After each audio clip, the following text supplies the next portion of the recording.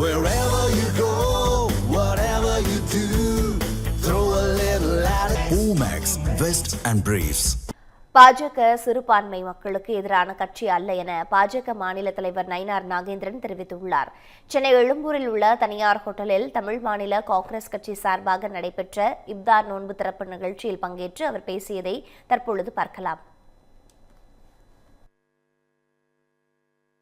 நரேந்திர மோடி அவர்கள் எல்லோருக்கும் எல்லாம் அந்த திட்டத்தை வைத்திருக்கிறார்கள். சப்கா சாத் சப்கா விகாஸ் என்கின்ற திட்டம் தான்.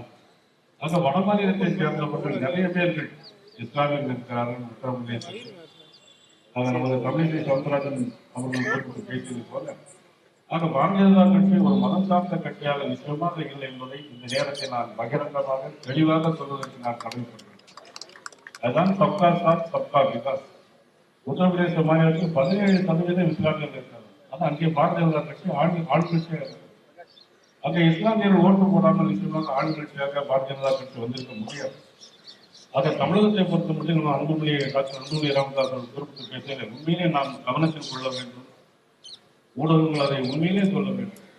ஒரு மதம் சார்ந்த கட்சியாக ஒரு மதத்தை வாக்குறுதிக்காக பயன்படுத்துகிற ஒரு கூட்டணிக்கு நாம் உண்மையான இஸ்லாமியர்கள் யாரும் ஆதரவு தரக்கூடாது என்பதை இந்த நேரத்திலே தெரிவித்துக் கொண்டு நாம் எல்லோரும் ஒன்றுபட்டு ஒருதாய் பிள்ளைகளாக நாம் தொடர்ந்து வாழ்வோம், பயணிப்போம், நாட்டு மக்கள் நல்ல செய்வோம்.